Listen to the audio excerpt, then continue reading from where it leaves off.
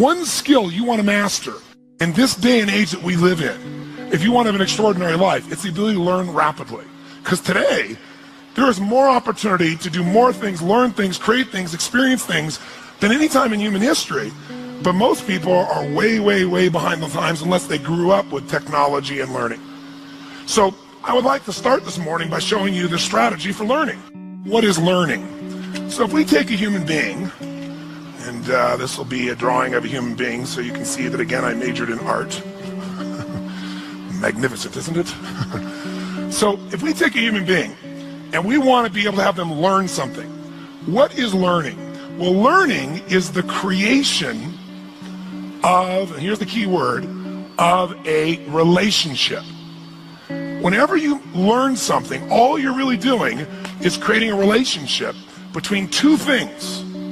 So if I want to learn something, say, how do I learn this? It's not figuring things out. That's how most of us think of learning. Learning is not figuring things out. Learning is the creation of a relationship between two things. Something you already know, the known. Something you already know, it's in your head already, you understand it. And a relationship between the known and the, what would you guess? The unknown. Because the minute you link something you understand to something you don't understand, you now understand what you didn't understand. Let me give you an example to become much more clear.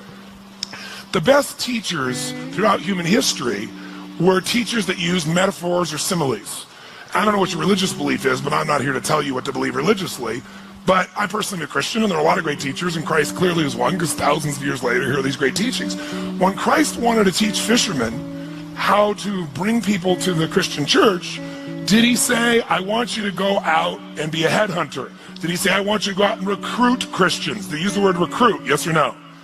No, because they have no reference. There's nothing related to recruit to them. But since they were fishermen, he said, I want you to become fishers of men. And instantaneously, they understood the entire process of recruiting. What do? You throw a little bait out, if they start to bite, reel them in, right? They understood the entire process because he related something they wouldn't have understood, like how to recruit somebody for a church, to something they already understood, something they already knew. How many follow this? Say aye. How many of you saw the movie Dances with Wolves with Kevin Costner? Did you like it? It's been a long time. Now, do you remember in that movie there was a scene where Kevin Costner meets these three Indians for the first time? He's sitting in his own little camp, and these three Indians come in on horseback. Do you remember that? And it's the first interaction with the Indians. And it's kind of a tense moment, because he doesn't know if they're going to attack or what they're going to do. And they come up, and they're just standing there. And he looks up at them, and they look at him, and there's this moment of silence. And all of a sudden, the Indian goes, ha, and he searched 10 million files and goes, nope, no gnomes in there. Right? And the other Indian goes, oh, and he's like, I don't know, right? So he says, well, hello, how are you? And they hear, they search their files and find nothing. So then he does something really smart. He starts doing this. He bends over like this, takes his fingers like this, and he starts moving his leg like this. It goes, buffalo, buffalo, buffalo. And then one Indian looks at the other Indian and he goes, he's been drinking too much fire water. Remember? And the other Indian goes, no. And he goes, buffalo, buffalo. And the one other Indian, he goes, And he puts his fingers up like this, doesn't he? And he goes, tatunga, buffalo, tatunga, buffalo, tatunga, buffalo, tatunga. What happens? He now knows tatunga is, and they know buffalo is. Immediately there's learning, because he figured a way to get across something they both knew, they'd both seen on the plains, and linked to something they didn't know, tatunga or buffalo, depending upon their life experience. Now, whenever you don't learn, it's because someone is trying to teach you in a different way. And the different way is, I was a good student in school. I liked learning. Until I got to junior high school, where I liked all subjects until I got to there, when math became algebra, geometry, and trigonometry. Because when I got there, I totally hated it. So I had no motivation to really learn it. And with no drive to learn something, you don't. But then secondly, since I wasn't driven, it was also the class that usually had the most homework. And if you didn't end the homework, and you came in the next day, it was like being in a foreign language class. The hypotenuse of XYZ over, and all I'm hearing is, my brain's searching, going, I don't know what that is. So then I would raise my hand to ask a question, which is not a good thing to do in that environment. So I'd say, well, what is a hypotenuse? And they go, oh, that you don't know? That's really like you don't know. So if you want to learn something, if you're not learning, it's not that you're not smart. It's not that you can't figure it out. It's that the person is explaining it using references you don't have. So I've learned things like quantum physics. I've learned things like nuclear power from physicists. And I'll say, okay, explain to me how that's like an orange, right?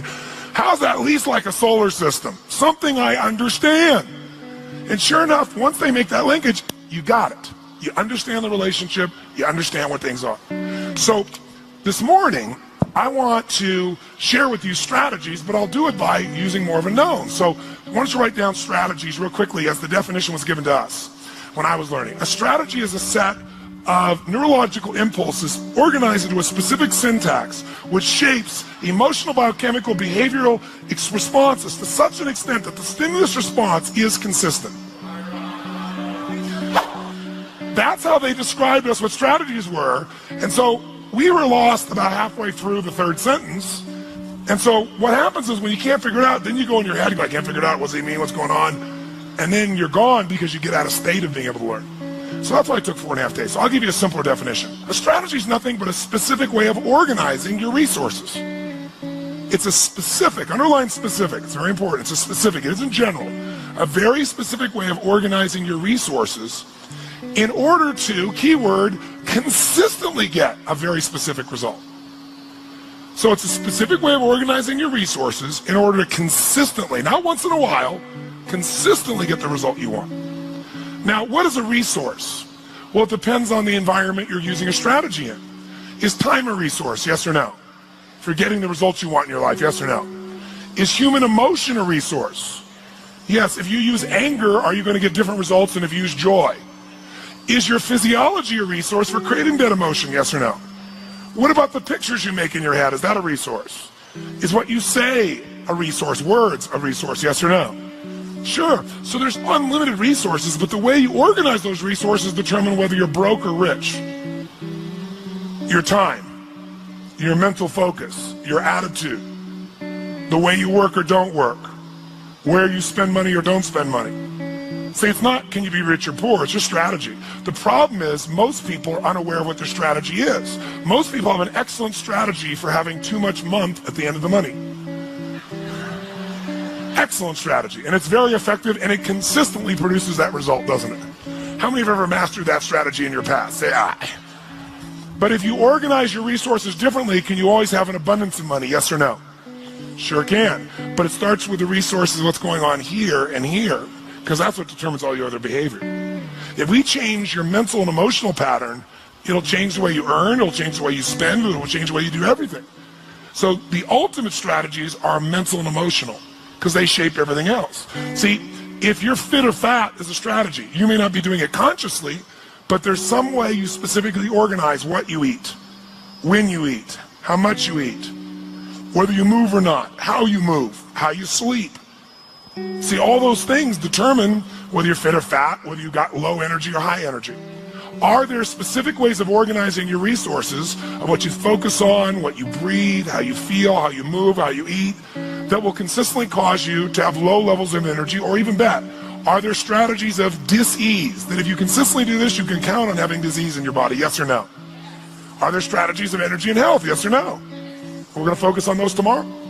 So there's strategies for anything. Are there strategies for having consistent passion and love in an intimate relationship, do you think, yes or no?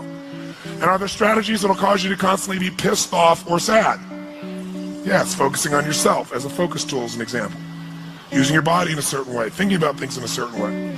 So anything you've ever done, almost everyone in this room, who here has ever had a relationship for some period of time, even a day, where it was magnificently fulfilling and exciting for you and the other person? Say aye. Then you have a strategy, and you think it's time that changes, but it's not, it's your strategy. So the secret this morning is identifying what is it that you do when you succeed, and then doing just that when you want to succeed each time. It's like once you know the buttons, you hit those buttons and make it happen.